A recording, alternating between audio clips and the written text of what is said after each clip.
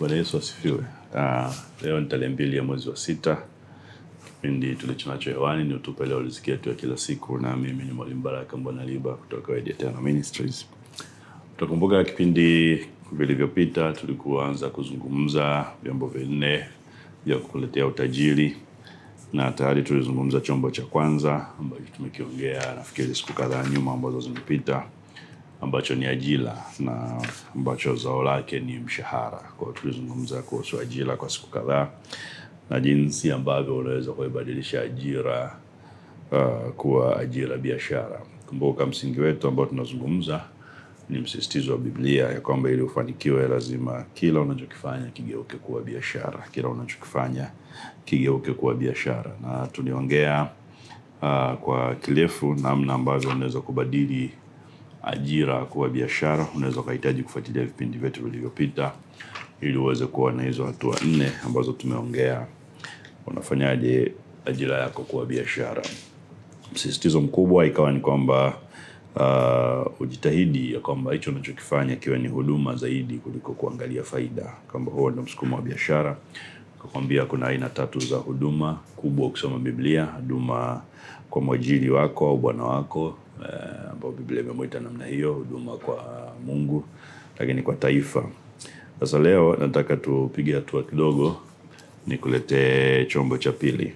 Chombo cha pili ambacho kinaweza kukusaidia kuwa na mafanikio ya kibiashara kwa haraka zaidi au kuwa tajiri. Na si kingine kama ambavyo tumekwisha kuelezana kule nyuma, hiki ni uwekezaji kwenye masoko ya hisa. Uwekezaji kwenye masoko ya hisa na fedha, au unaweza kuita kwa kifupi biashara ya fedha. Kumbuka tulizungumza vyombo vinne: ajira, masoko ya hisa na biashara au ujasiriamali, na pia biashara ya vitu visivyohamishika. Tulifananisha chombo cha kwanza cha ajira kama mtu anayesafiri kwa miguu. Utafika safari yako lakini umechoka kwa muda mrefu. Chombo hiki cha pili tulikifananisha kama mtu anayekwenda kwa baskeli au pikipiki, kwamba utatumia muda mfupi zaidi ya yule anayeenda kwa miguu, lakini pia utafika umechoka kidogo kuliko yule anayeenda kwa miguu, na utatumia muda mrefu kuliko anayetumia gari au treni. Na kile chombo cha 4 ambacho tulikifananisha na ndege.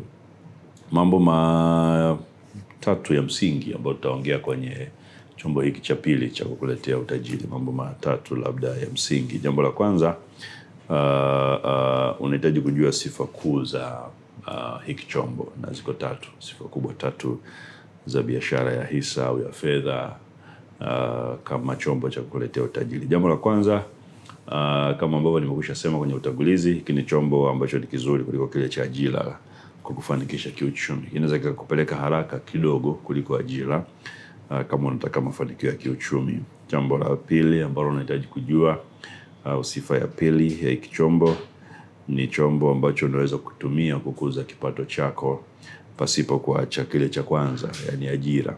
Chombo ambacho unaweza kukitumia kama sehemu ya kuongeza kipato chako pasipo kuacha kile chombo cha kwanza au shughuli nyingine ya kiuchumi ambayo unafanya. Kwa hiyo unaweza kuwa na ajira yako na bado ukatumia chombo hiki cha biashara ya fedha kukuza kipato chako kinachotoka kwenye ajira au kwenye shughuli nyingine ya kiuchumi, bila kuacha shughuli yako mama ambayo unaifanya. Kwa hiyo kinakupa flexibility, kinakupa uhuru wa kufanya kuongeza kipato chako huku ukiendelea na chombo chako mama ambacho unakitumia. Na sifa nyingine kubwa ya 3 ni kwamba hiki ni chombo ambacho kina hatari ndogo ya kupoteza. Nachelea kusema kina hatari kabisa kwa sababu life is full of risks. Maisha yamejaa kupata na kupotea au hatari kama Waswahili wanavyosema.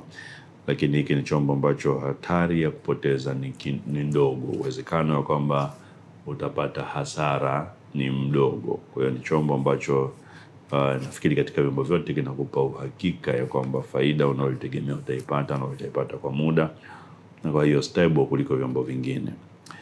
Na nasema ni chombo ambacho unaweza kukitumia bila kuacha chombo chako cha msingi, na hii ni kwa sababu utakumbuka chombo chako cha msingi kinakupa kipato, ambacho hicho kipato tumeshazungumza kwenye madarasa yanayopita. Unatakiwa kukigawa, kinakuwa kina mgawanyo ule mwongozo wa Biblia ambao tumepewa.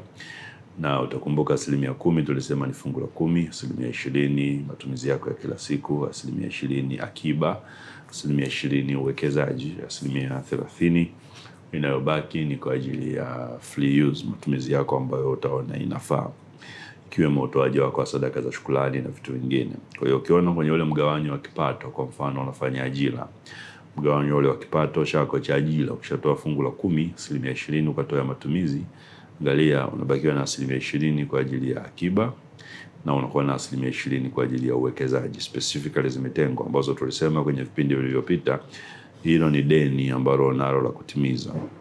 Sasa hizi 20% za uwekezaji kutoka kwa mfano kwenye ajira, unafikiri uwekeze wapi? Hii ni chombo kimoja wapo kinachoweza kusaidia kutengeneza kipato. Sasa unaweza kuwekeza kwenye masoko ya hisa au biashara ya fedha, na zikakuletea faida kutokana na ule uwekezaji ambayo itakukuza kipato chako.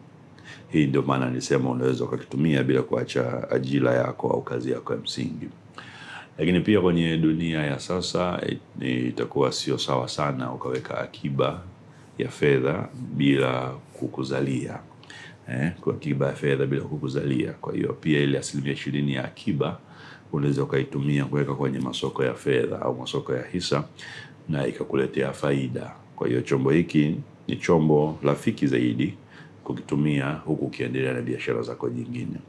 Wewe ni mfanyabiashara, unapata faida kwenye biashara yako yoyote unayoifanya. Ile faida unayoipata bado utahitajika kuigawa kwenye hiyo migawanyo ambayo tumehitaja. Na kwa hiyo 20% ya uwekezaji, 20% ya akiba unaweza kuiwekeza kwenye masoko ya hisa ikakuzalia zaidi kuliko kuiweka tu benki kama akiba. Jambo la msingi hapa ambalo nitalisisitiza ni kwamba lazima pia unapofanya uwekezaji wa namna hii uweze kutofautisha kati ya uwekezaji au fedha ya uwekezaji ile 20% pasei kama uwekezaji na ile fedha ya akiba ambayo unaweka. Sifa moja ya akiba ni fedha ambayo unaweza kuipata kwa haraka pale unapohitaji. Tunasema ndani ya masaa 24 ukihitaji uweze kuipata na kuitumia angalau masaa 24, lakini mimi nikasema masaa 12 ukihitaji uweze kuipata na kuitumia. Kwa hiyo usije ukafanya uwekezaji kwenye masoko ya hisa au masoko ya fedha ambayo ukihitaji fedha ya akiba hautaipata ndani ya masaa 12. Wengine wanasema 24, lakini I would prefer masaa 12. Kwa hiyo hata kama unaweka kwenye mifuko hii au biashara hii ya fedha, hakikisha conditions, terms, vile vigezo na masharti ambavyo unaweka viwe ni kwamba ukihitaji ndani ya siku moja umepata fedha yako. Sasa fedha ya akiba ni fedha ya dharura, kwa hiyo lazima ipatikane kidharura.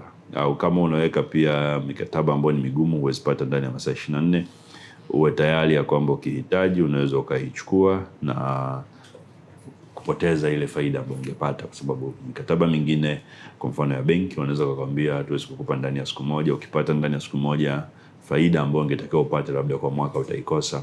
Uwe tayari kuikosa hiyo faida, kwa sababu pia motive yake, msingi wake sio faida, msingi wake ni patikane haraka wakati wa dharura. Lakini nasema usiweke tu isikuzalie, iweke dharura isipotokea kwa mwaka, nayo utakuwa umepata faida kutokana na hiyo fedha. Kwa hiyo hili ni jambo la kwanza nitaka uone kwenye mfuko huu au chombo hiki cha pili cha fedha au biashara ya hisa. Kina sifa kubwa 3. Chombo kizuri kutumia kuliko kile cha ajira, kitakufanikisha haraka, lakini pia ni chombo ambacho kinaweza kupata kipato chako, kukuza kipato chako bila kuacha shughuli yako ya msingi, na kina hatari ndogo ya kupoteza. Chombo ambacho kina hatari ndogo ya kupoteza. Mungu akubariki sana. Kesho tutaendelea kuangalia chombo hiki cha pili. Usikose kipindi hiki saa 12 asubuhi. Uwe na siku njema. Amen.